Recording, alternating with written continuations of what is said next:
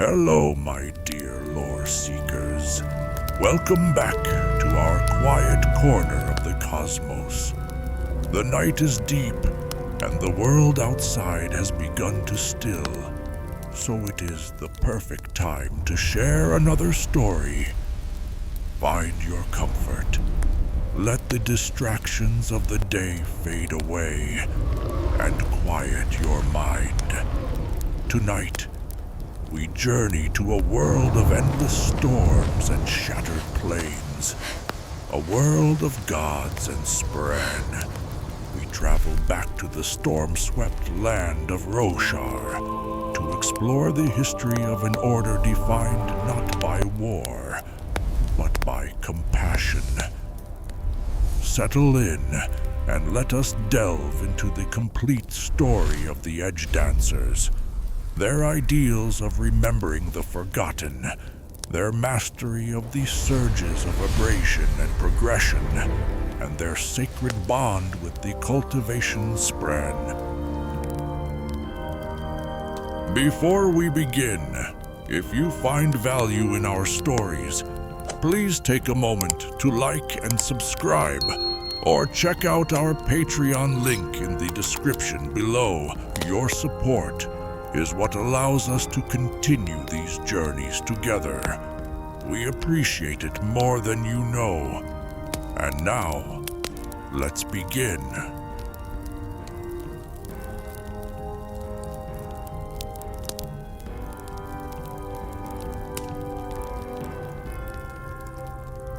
To truly understand the Edgedancers, we must first quiet our minds and understand the very fabric of their reality. For in the Cosmere, the universe is not simply what we can touch and see. All of existence, from the smallest grain of sand to the most distant star, exists simultaneously in three parallel states. These are known as the three realms. The first, the one we all know, is the physical realm. This is the world of matter and energy. It is the cold, unforgiving rock of the shattered plains, the rushing of the wind, the salt on the sea. It is the world of our bodies, of sensation, of action. It is the world we perceive with our five senses, the here and now where we live our lives. But deeper than this, lying beneath the surface of all, is the spiritual realm. This is not a place you can walk. It is the realm of true essence, of connection, of souls.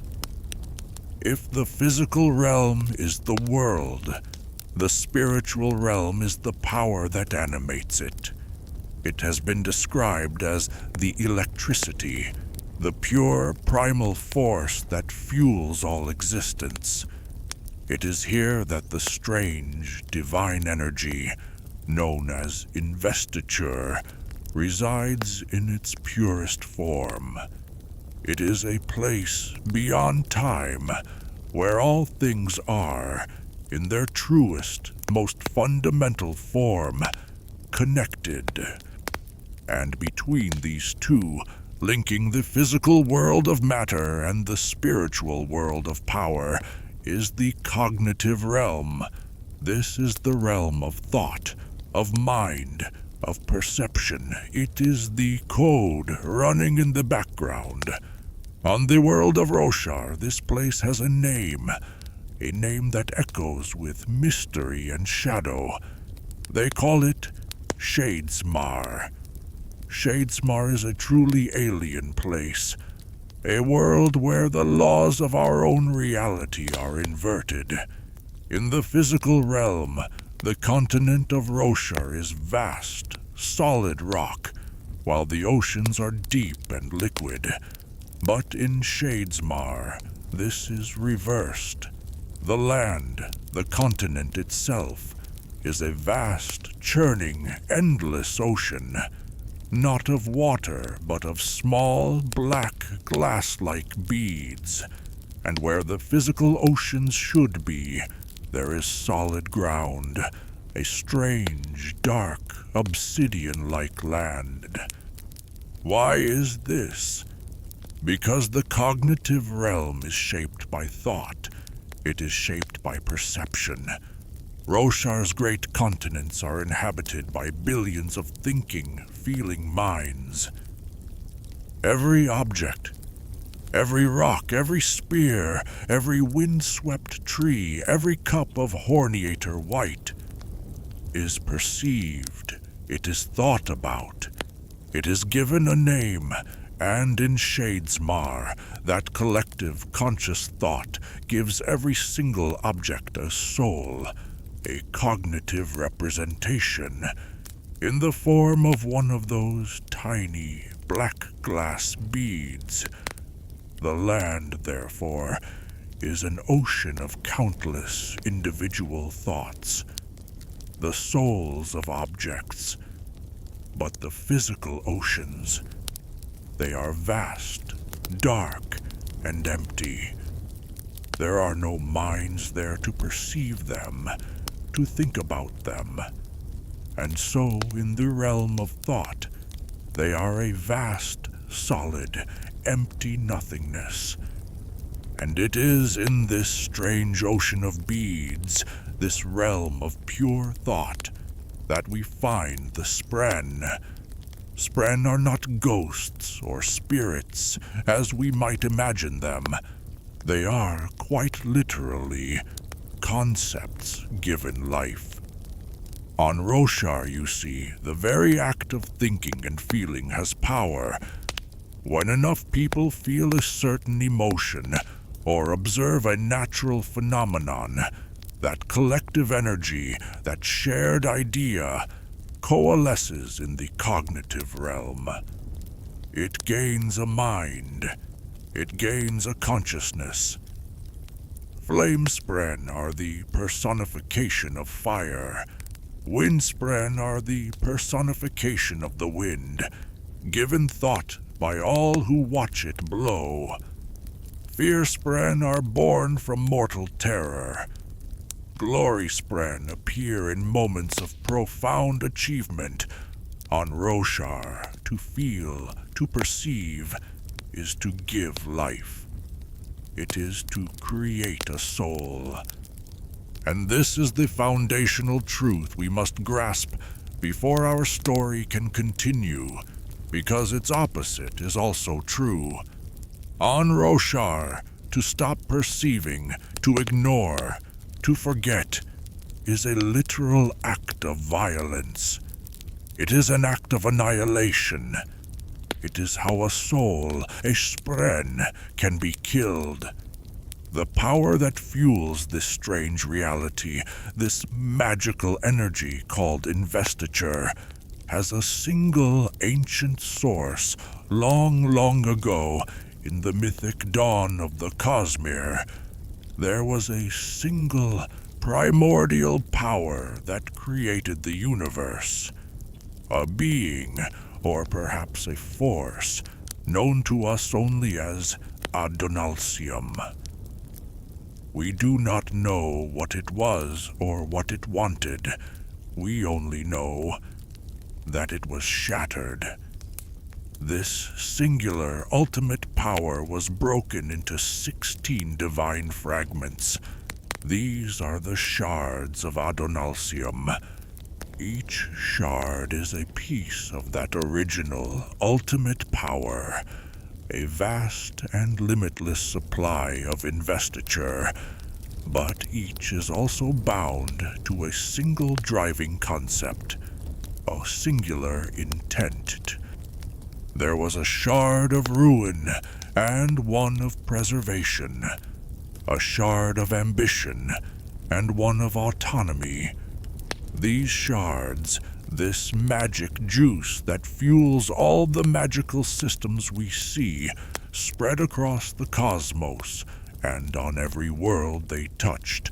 The very nature of their intent warped reality, creating new, strange, and wonderful forms of magic. This divine energy, this investiture, cannot be created or destroyed. It can only be changed in form. It is the fuel for everything we are about to explore. Our story now brings us back to that storm-swept world of Roshar. This world was already unique, a planet teeming with spren and strange, rock-like life before the shards ever arrived. But its destiny was forever changed when 3 of these divine shards, 3 of these gods, chose to settle there, investing their power so deeply into the planet that they became a part of it. The first was Honor, whose vessel was a being named Tanavast. Honor was the shard of oaths, of binding, of rules, of connection, and of the sacred bonds that mortals forge. Between one another, he was the god of civilization and order, the one who became the father of the high storms and the very sky itself. The second was Odium, whose vessel was Rays. Odium was, and is, the shard of divine hatred, a focused, burning, passionate, and terrible energy. He is not the god of simple, fleeting anger. He is the god of deep, abiding, and self-justified wrath. He came to Roshar not to coexist, but to conquer. And the third, the shard who is the mother of our subject tonight, was Cultivation. Her intent is that of growth, of change, of the slow, quiet, inevitable transformation of all things. She is the forest, the vine, the sprouting seed. But it is vital, as we settle into this story, that we do not mistake her for a gentle, nurturing Mother Earth. In the Cosmere, the intent of a shard is absolute, and cultivation does not just mean growth. It also means pruning. To properly cultivate a garden, you must pull the weeds. You must cut back the old, the sick, the dying, to make way for the new. She is described as ruthless, a being of infinite patience, who sees people as resources to achieve her long, slow, deliberate goals. She is a mastermind, a being who plans in centuries and millennia, and when her partner Honor stood in the way of her plans for drastic change, it is believed she may have stood aside and allowed Odium to kill him. This is the goddess of the Edgedancers, not a god of simple kindness, but a god of necessary and sometimes painful growth. Upon arriving at Roshar, a terrible conflict began. Odium, the god of hatred, sought to splinter and destroy the other 2 shards. He created his own army, the Fused. These were the souls of the ancient native people of Roshar, the Singers, who offered their spirits to him. When they were killed in the physical realm, their cognitive shadows, their souls, simply returned to Odium and were reborn in a new Singer body, ready to fight again. They were truly immortal, and they could not be defeated. To combat this, Honor created a new kind of immortality. He found 10 mortals, men and women, and forged a bond with them. These were the Heralds. Together, Honor and the Heralds created the Oath Pact. This was a magical bond, a piece of divine law. It decreed that so long as the 10 heralds were bound by the pact, the souls of the fused could not return to Roshar. When a fused was killed, their spirit was pulled screaming back to a different, desolate planet in the system, a world called Braze, which became Roshar's version of damnation. But the pact was a lock, and the heralds were the key. The lock would only hold if the heralds were also on Braze. And so this was their eternal terrible duty. At the end of a war, a desolation, the heralds would travel to Braze, willingly entering damnation to hold the fused in check. And on Braze, the fused and the forces of Odium would capture them, and they would torture them. They were tortured for hundreds of years, sometimes for thousands. They were tortured with fire and acid and psychological torment beyond our imagining, and they only had to hold out. As long as all 10 of them resisted, as long as none of them broke, the fused remained trapped, and Roshar remained safe. But if just one of them gave in, if one of them finally screamed, "I cannot take this anymore," the pact would break, and all 10 heralds would be instantly reborn on Roshar, their bodies healed, but so would all of the fused. The gates would be thrown open, and a new desolation would begin. This was the cycle. A war, a victory, an eternity of torture, a single moment of weakness, and the war would begin all over again. This repeated itself for millennia, until the day that has become known as Aharietium, the Last Desolation. At the end of a brutal, world-ending war, the heralds were victorious once more. But they were broken. They were hollowed out by the unceasing agony, and as they gathered, 9 of the 10 looked at one another, knowing what came next. They knew they had to return to Braze, to the torture chambers, to wait for the next breaking, and they refused.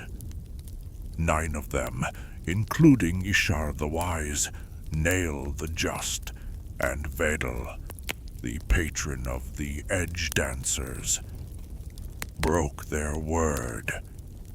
Only one herald, Talonel, known as Taln, had actually died in that final battle. His soul was already on Braze, already being tortured, and the 9 who survived simply left him there. They abandoned their pact, abandoned their friend, and walked away from their duty. They left Taln to bear the entire weight of the Oath Pact, to endure the torture of all 10, all by himself. They believed he would break, perhaps in a year, perhaps in a decade. But Taln did not break. He was the Herald of War, the patron of the Stonewards, and he held. For 4,500 years, Talonel endured an agony designed for 10 gods, and he never gave in. His sacrifice gave Roshar its longest, most prosperous peace. In this new era, the Spren, the children of honor and cultivation, saw the void left by the heralds, and so they began to copy their divine powers. They sought out mortals, men and women, who showed great potential, and formed a new bond with them, a symbiotic connection called the Nahel Bond. This bond created the 10 orders of the Knights Radiant. These new knights, including the Edgedancers, became the protectors of Roshar. They were glorious. They learned to wield the surges, the fundamental forces of the universe. They built cities of impossible beauty. Like Urithiru, they saved the world. And then came the second betrayal, the Recreants. The Knights Radiant, at the height of their power, discovered a terrible, hidden truth. They learned that the Voidbringers they had been fighting were not alien invaders. The original Voidbringers were them, their human ancestors. They had been the ones to invade Roshar, displacing the native singers, the ones who would later become the Fused. This knowledge, this revelation that they were the villains of their own story, shattered their orders.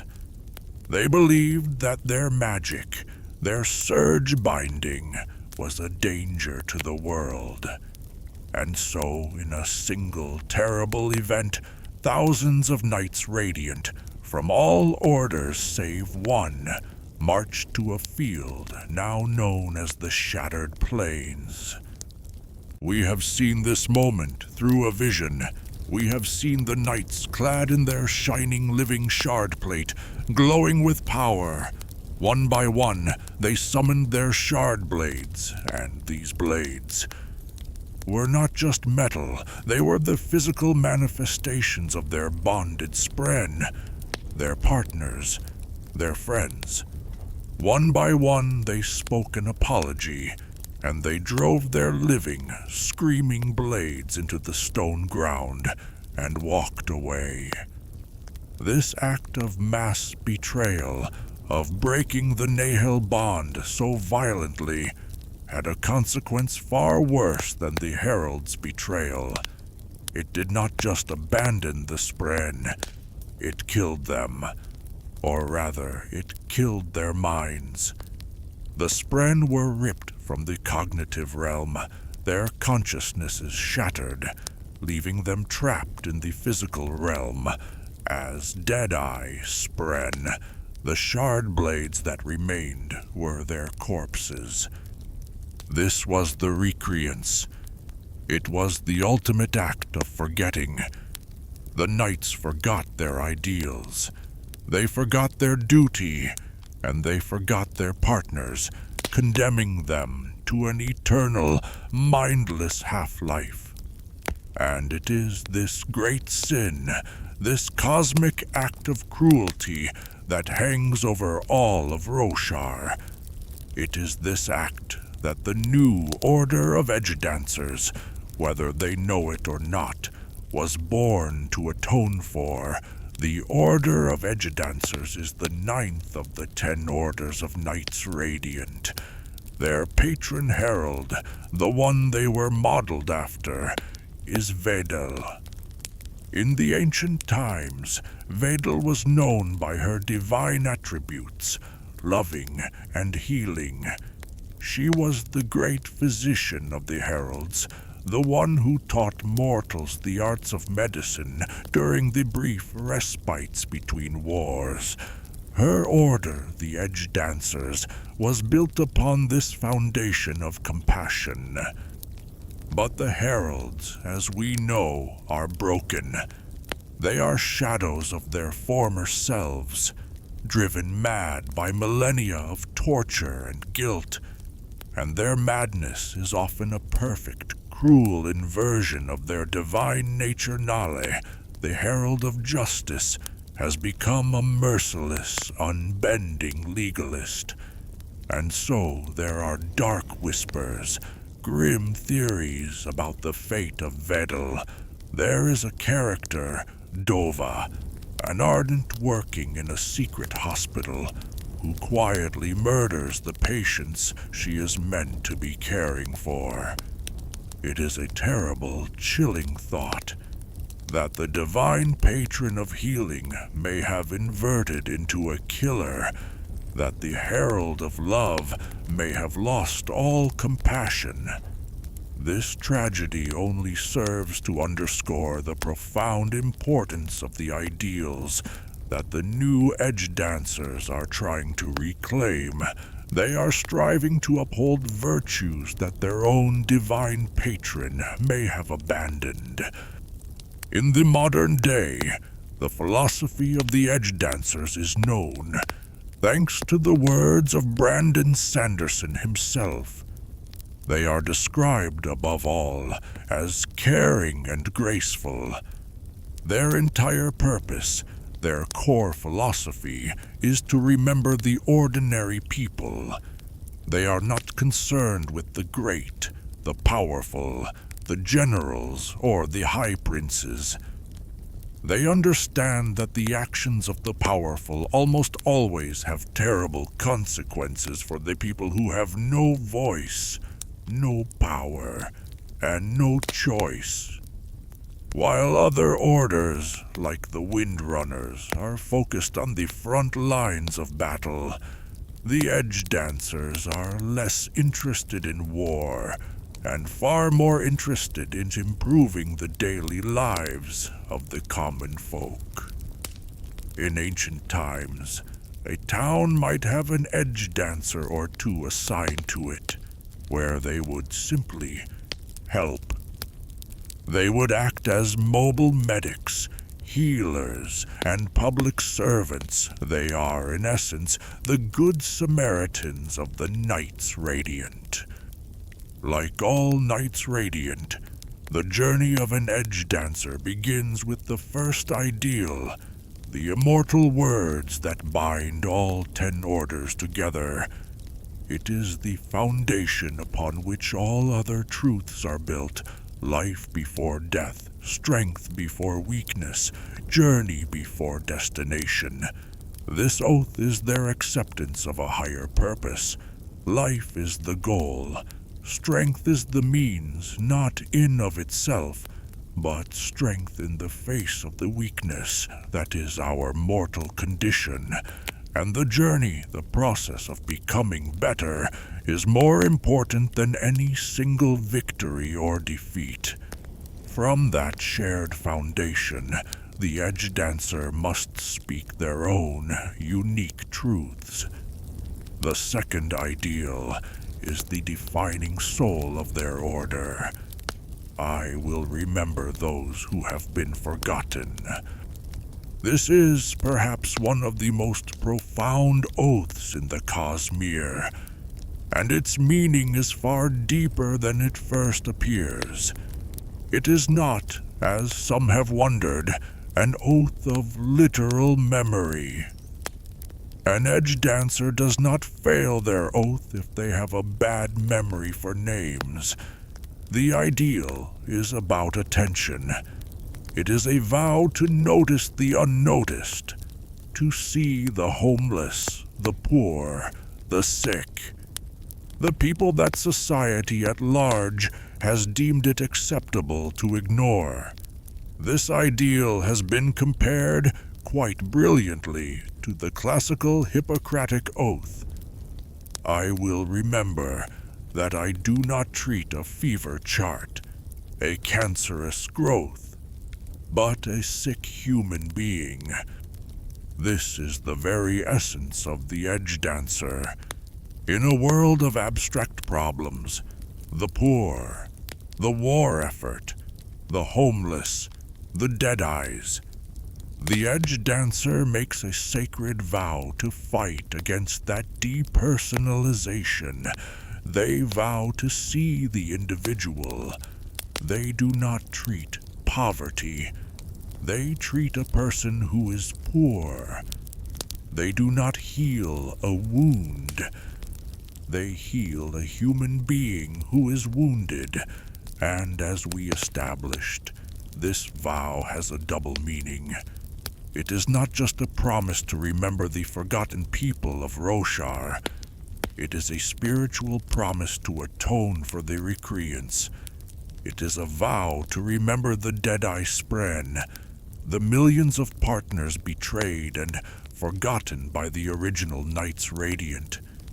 It is an ideal of radical, focused, and healing empathy. If the second ideal is the internal vow to see, the third ideal is the external vow to act. I will listen to those who have been ignored. This is the natural progression. Remembering is a passive state. Listening is an active, external, and healing action. Who are the ignored? They are the ones society has dismissed. The ones whose stories are deemed unimportant. They are the ones people call crazy or foolish. The people who have no voice, no power, and no platform. Again, we can look to the Hippocratic Oath for its meaning. Warmth, sympathy, and understanding may outweigh the surgeon's knife or the chemist's drug. An Edgedancer's healing is not just magical, it is psychological.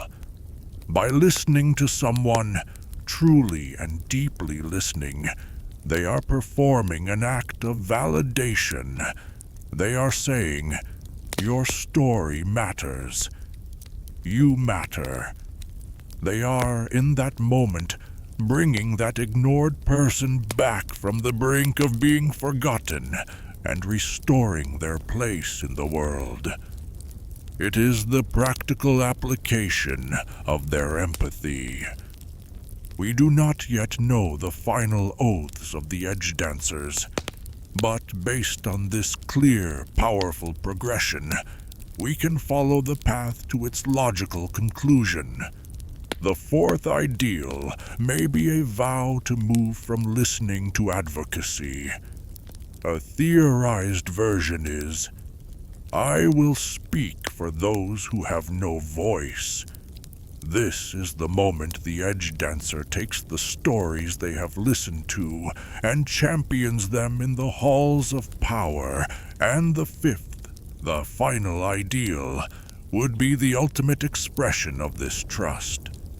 Perhaps it is a vow to protect the secrets of those they help, a vow of confidentiality, ensuring they are a true, safe sanctuary for the broken.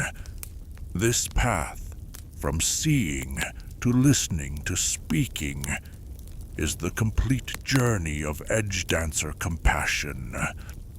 The Spren who seek out these compassionate mortals are the Cultivationspren. As their name implies, they are Spren of the Shard cultivation. They are the personification of growth, of pruning, and of nature's careful, slow design, all shaped by mortal perception.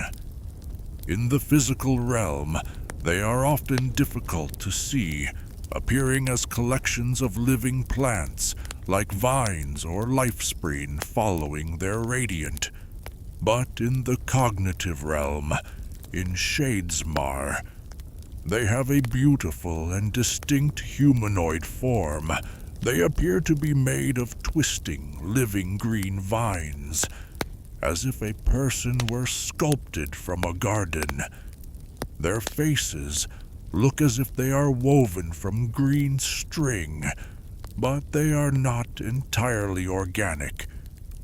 Their hands, their eyes, and their teeth are made of pure, clear crystal. This fusion of living plant and solid mineral, of growth and structure, is their unique, ethereal nature. Our primary example of a Cultivationspren is Windle, the bonded Spren of the Radiant Lift, and his personality is a wonderful, deliberate contrast to his partner, where Lift is chaotic, irreverent, and impulsive. Windle is stuffy. He is mature, formal, cautious and prone to worrying. He insists on calling Lift Mistress, much to her annoyance, unlike Spren like Sylphrina, who was drawn to Kaladin as an individual. Wendell did not choose Lift. He was assigned to her. He has a full memory of Shadesmar, and is part of a Cultivationspren government, a council called the Ring. The Ring studied candidates, and they chose Lift, much to Wendell's terror, as he had hoped to bond a nice, quiet, scholarly gardener. But this relationship is, in itself, a perfect expression of their shared divine nature. Wendell is a gardener, he is a Cultivationspren, and Lift, his chaotic, wild, and difficult partner, is the flower he must tend to. Their entire bond is an act of cultivation.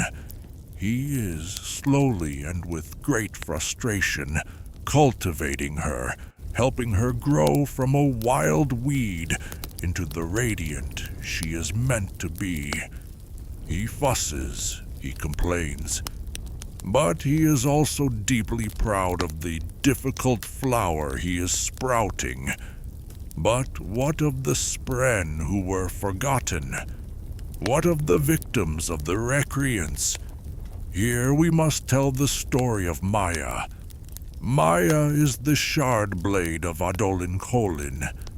For most of his life, Adolin believed she was just a tool, a priceless, magical sword, but she is, in fact, a Deadeye Cultivationspren.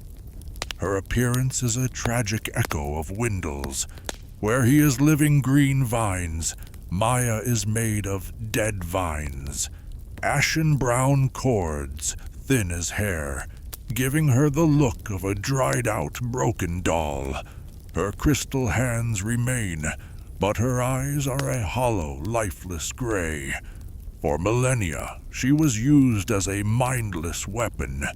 But Adolin Kholin is different. He is not a radiant. He has sworn no oaths. But he is perhaps an Edgedancer at heart. He talks to his sword. He gives her a name. He cares for her, treating her not as an object, but as a person. When others speak of dead shard blades, he defends her. He remembers her. And in the great trial in Rhythm of War, when Maya is called as a witness against him, she cannot speak. She is a Deadeye. And so Adolin, in a moment that defines his character, does the one thing a true Edgedancer would do. He speaks for her. He tells the court her story. He tells them she is not a tool, but a being who was betrayed, and that she has a right to her own justice. He remembers the forgotten. He listens to the ignored. He speaks for the voiceless.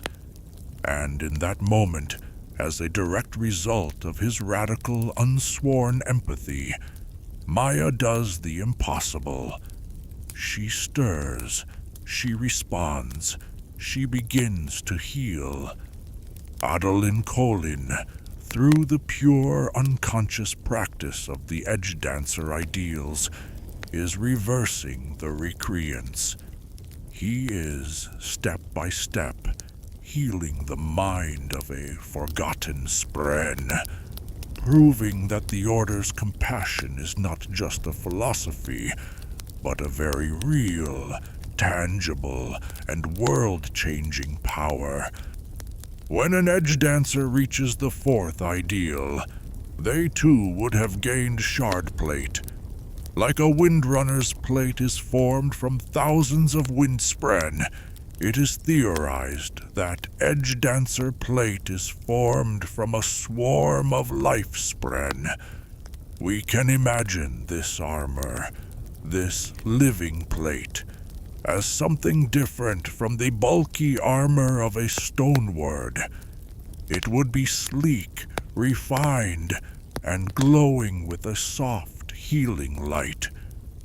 It would be an armor that does not just protect, but reinforces their supernatural grace, allowing them to flow through a battlefield as a living, healing miracle. The Nihil Bond grants the Edgedancer control over 2 of the 10 fundamental forces of the universe, 2 surges. The first and most recognized surge is progression. This is the surge of healing and growth, and it has 2 distinct facets. First, there is growth. This is the ability to interact with and accelerate the growth of plant life. We see the Radiant Lift use this instinctively, touching a wall and causing vines to grow rapidly, creating handholds for her to climb. The applications are profound. In a world constantly ravaged by war and magical storms, the ability to make plants grow, to create food from nothing, is a power that could save entire nations from starvation. Second, and more famously, there is regrowth. This is the power to heal other people. An Edgedancer can lay their hands on a wounded person, infuse them with stormlight, and mend flesh, bone, and sinew. They are the quintessential medics of the Knights Radiant. But this healing has a fascinating and crucial limitation. It is different from the healing a Radiant does on themselves. A Radiant, like Kaladin, heals himself by using Stormlight to align his physical body with his cognitive self, his own self-perception, or identity. This is why Radiant healing is so powerful and so personal. It is also why Kaladin cannot heal the slave brands on his forehead. Because he has cognitively accepted them, he sees himself as a slave, as branded, and so his magic, following his self-perception, refuses to heal them. It is also why the Lopen could regrow his arm. Though the wound was old, Lopen never cognitively accepted that he was a one-armed man. He always saw himself as a complete person who was just temporarily missing a piece. His self-perception was whole, so the Stormlight made his body whole to match. Regrowth, the healing an Edgedancer uses on others, is weaker. Why? Because the magic must pass through the filter of 2 cognitive selves, the Edgedancers and the patients. This is why regrowth cannot heal old wounds. When the Radiant Renarin tried to heal Ryzen's paralyzed legs, he failed. The wound was too old. Ryzen had, on some level, accepted her paralysis as part of her identity. Her cognitive self now saw her as a person who could not walk. Therefore, the magic, respecting that self-perception, could not heal her. This makes the Edgedancer's other ideal, I will listen, even more important. Perhaps they cannot heal every body, but by listening, by showing warmth and sympathy, they can begin to heal the cognitive self, which is a far more profound and perhaps more important form of healing. The Edgedancer's second surge, The one that gives them their name is abrasion. This is the surge of manipulating friction. Its primary and most famous application is the reduction of friction. The Radiant Lift calls this simply her awesomeness. By infusing an object or themselves with stormlight, they can make its surface slick. The applications are as creative as they are beautiful. An Edgedancer can become almost frictionless. They can skate across any surface, stone, water, rooftops, at incredible speeds. They can run on ropes or slide up walls. By slicking their entire body, they can even reduce air resistance, allowing them to move in a super-fast, graceful blur. They can also apply this power to other things. They could touch an enemy's weapon, making it impossibly slick, causing them to drop it. They can slide through crowds or across battlefields, moving with a supernatural grace that no other Radiant can match. This is what makes them Edgedancers. But the surge is called abrasion, not slickness. Abrasion implies roughness, grinding, friction. And just as the surge of gravitation allows a windrunner to bind and to reverse, it is almost certain that Edgedancers can also increase friction. This is where the true and perhaps more dangerous potential of the Order lies. We have not yet seen this in the books, but the theories are well-founded. If an Edgedancer can increase friction, what could they do? They could climb. By increasing the friction on their hands and feet, they could walk up a sheer glass wall, becoming a true Spider-Man. They could become immovable. By increasing the friction between their boots and the ground, they could make themselves impossible to push, a perfect anchor. They could generate heat by rubbing two objects together while projecting immense magical friction onto them. They could create heat, sparks, perhaps even fire. And they could fight. Imagine an Edgedancer in unarmed combat. Instead of making their fist slick, they make it abrasive. A simple punch would not just strike. It would be like being hit with a high-speed orbital sander, literally ripping the skin and armor from their opponent. This darker, more violent potential is a fascinating aspect of the Order. It is the pruning side of cultivation, the abrasive side of abrasion. It proves that while they are healers and helpers, they are, first and foremost, knights. To truly understand the Edgedancers, we must look at the people who become them. And it is a mistake to think they are all like lift in rhythm of war. We are introduced to Godiki. He is, in many ways, our first look at a regular Edgedancer. He is not a child, he is not a special case, and he is not nobility. He is simply a really great guy. Godeke is a devout, pious man, a follower of Vorinism, who is deeply committed to his faith. He is part of the Devotary of Sincerity, a sect focused on finding their own answers while remaining true to their god. This is a vital contrast. Lift is famously, wonderfully irreverent. She mocks religious figures and has little time for stuffy rules.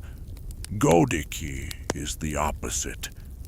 This shows us that the Order of Edgedancers is not defined by a single personality. The ideals of compassion, of healing, of remembering the forgotten, they are broad enough to attract both the chaotic, irreverent street urchin and the pious, gentle, religious old man. The only requirement is to care. We must also speak of the stump. There is some confusion here, as she is another older Radiant. But she is not an Edgedancer. The stump, the crotchety old woman in Yedda who cares for the urchins, is a truth watcher. But she is vital to the Edgedancer story, because she is the very object of Lift's third ideal. She is the one who has been ignored. She is the one Lift finally stops running from, the one she sits down with, the one she listens to. She is the one who teaches Lift that caring is not about grand gestures, but about being there, about listening, and about doing what needs to be done. And so we come to Lift, the most prominent and the most unique Edgedancer we know. Her story is a tragedy, hidden beneath a storm of jokes and awesomeness. We learn in Rhythm of War the truth of her past. Her mother died, and Lift, a small, terrified girl, ran away to the valley to find the old magic. She went because she wanted to ask for a boon. She wanted to ask to not change. She wanted to stay a child, to stay the little girl her mother knew forever. But Lift did not meet the Night Watcher, the lesser spren who grants simple boons and curses. She met the shard Cultivation herself. Cultivation, the goddess of change, looked at this small girl who asked not to change, and she found the request fascinating. She granted it, but in her own weird, cosmic way. First, she changed Lift's very nature. She pushed her permanently, partially into the cognitive realm. Lift is, in the words of Brandon Sanderson, a unique version of a human. She exists in two worlds at once. This is why she can physically touch her spren, Windle, something no other Radiant can do. Second, because her body is now part cognitive, it functions differently. It no longer runs on simple biology. Cultivation changed how she processes energy. Lift can metabolize into investiture instead of sugar. When she eats food, her body does not just digest it.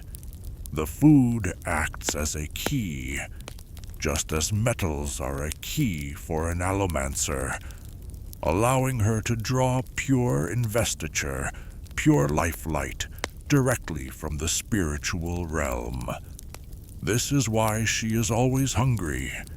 This is why she uses food for fuel, not inhaled stormlight. She is a unique being, a human spren hybrid, a direct creation of a goddess. Her journey to understanding this is chronicled in the novella Edgedancer. We see her as a chaotic force, running from responsibility, running from Nele, the herald of justice, whom she calls darkness. But she cannot run from her own nature. In the city of Yedda, she sees Nali execute a young orphan boy for the simple crime of stealing food. In that moment, seeing this child whose society had utterly forgotten, Her ideals click into place. She confronts Nal, saving the boy's companion, and swears her second ideal. I will remember those who have been forgotten. Later, after facing Nail again, she has a choice: to run or to stay. She is tired of running. She goes to the old woman, the stump, and all the other forgotten people of the city, and she listens to them. She listens to their needs, their fears, their stories. She accepts her role. She accepts her duty to care for them. And in that quiet, profound moment, she swears her third ideal: I will listen to those who have been ignored. This journey continues into Rhythm of War. And here, we see the tragic irony of her boon. Lift is growing up. She is changing. Her body is maturing, and it terrifies her. She binds her chest, trying to hide it. She finds she can no longer squeeze through the small spaces she used to. The one thing she asked for is not being granted, or perhaps it is, just not in the way she understood. And this leads us to one of the most profound and best supported theories in the entire Cosmere cultivation has, in all of modern history, directly interfered with only 3 people. One was Dalinar Kholin, whom she pruned and set on a path to reforge the splinters of honor. One was Taravangian, whom she groomed, manipulated, and guided to the perfect moment to kill Odium and take up the shard himself. The third is Lift. This is not a coincidence. This is a pattern. If Dalinar is being shaped to become Honor's successor, and Taravangian was shaped to become Odium's, then the logical, stunning conclusion is that Lift is being cultivated to one day replace cultivation herself. Her boon, not to change, may have been cultivation's master stroke. By making Lift a unique, part cognitive, part spiritual being, she may have been creating a vessel stable enough to hold the shard of cultivation, a being who could resist being consumed by the shard's all-powerful intent. Lift, the girl who just wanted to stay a child, may be the heir to a goddess. It is a long, slow plan, an act of cultivation, and it is a fitting destiny for the most unique knight of an order, dedicated to growth, healing, and remembering the forgotten. This is the story of the Edgedancers. They are the grace in the storm, the healers in the war, and the listeners in the silence. They are the quiet, steady promise that no one, not even a shattered spren or a forgotten child, will be left behind. Thank you for listening, my dear lore seekers.